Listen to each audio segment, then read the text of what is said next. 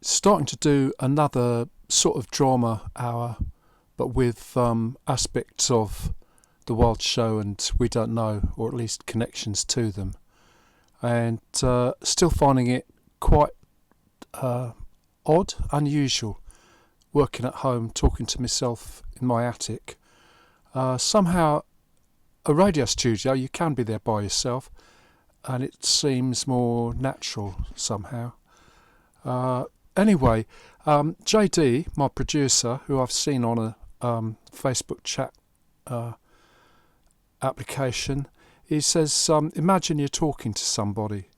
So what I'm going to do is imagine I'm talking to a producer, and maybe the show will be put together over the next few days, and the producer can make remarks, and Chris and John can make remarks as well if I start talking about the Wild Show and We Not Know, and we can edit it together, I think over the weekend, because what's happening at the moment is the version that's broadcast on Phonic is pre-recorded, and I think will go out on Thursdays between 8 and 10, and then there'll be a live Wild Show from Marion Holding. That's until we can get back in the studio. Don't know when that's going to be. But what I'm getting at is that in future, what I'll do is show the bits and pieces that are already online, and maybe upload links like this somewhere. But most people will wait till the show has gone out on Phonic, and then there will be a version on YouTube. I think that's how it's going to work.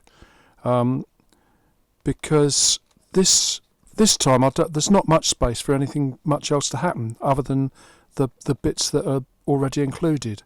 The announcer has already mentioned Wonderful Time, came at the end of News from the Sun. That's another play, Stories of J.G. Ballard. That's 30 minutes. I'd like to use the stand-up philosopher transition as guest in full. That's the stand-up philosopher was a guest on myself sitting in for the storyteller, who's the same person. This was earlier in this year, before any of the lockdown happened, and it's 35 minutes. But I don't think I want to break it up. This is where the producer may have a remark, but it sort of flows along. You can get the reason why one thing is said after another thing. So I might break it up later, take out some details from it, but I'd like to include all 35 minutes. And for one thing, it introduces the Fortress University and the ruins of the Fortress University as a way to talk about policy on online learning, online teaching, investing in platforms, and FutureLearn is mentioned, but also the idea of a rom-com version, a less dystopian approach, and that depends really how much resistance there is to talking about ruined fortress universities, because there undoubtedly is, since that was all recorded, because of what's happened in the last few weeks, a very genuine situation for higher education. So it depends a bit what sort of drama makes the most sense or raises the most discussion, let's say. So possibly Cinderella would be a better idea. There is mention of a rom-com at the end of that conversation, and Cinderella also follows on from the Valentine's Night event that is also discussed in the conversation with the stand-up philosopher, storyteller, Widseth Dior representative. And so playing that is another 20 minutes. Then there's two tracks I want to play for sure. Aretha Franklin single recently released by RCA Records, and possibly mentioning Bobby, the film that it originally came from. But given the experience with the previous one, where Warner Brothers objected to the advert for Working Men's Dead, I think that was a mistake, but it still caused all kinds of complications. I'm not sure what we can play. I mean, if we played a trailer or some extracts from the movie, there's quite a lot on YouTube or on that Bobby movie, and you can play it through YouTube, but you have to pay for it. So it's quite a relevant thing to promote, I think, in relation to Aretha's single, but I'm not sure how to do that. But I'd also like to play a Mary J. Blige track. Therapy is about 3 minutes 25.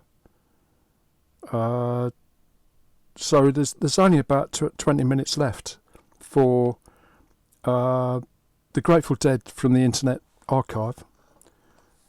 I'll try and find a short track of that.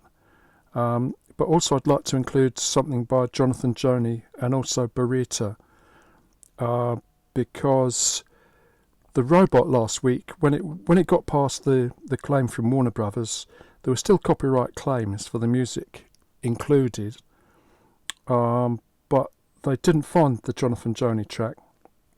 I'm not sure why, and I have contacted him since then, and he's going to look into that. But also he has said he doesn't mind tracks I find on YouTube from him being included in a radio show in Exeter.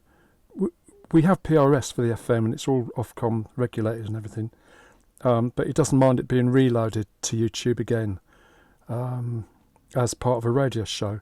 And I think the same applies to Burita, because we found her on Twitter through Jonathan Joni, and she normally likes it if we say we just played one of her tracks. So I think it being on YouTube again will be all right. But that's just I think we'll go a bit gently this time until we find out what Warner Brothers is really trying to do, promoting a re-release of Grateful Dead with 2 extra CDs of live performance. So that's about 8 minutes of talk.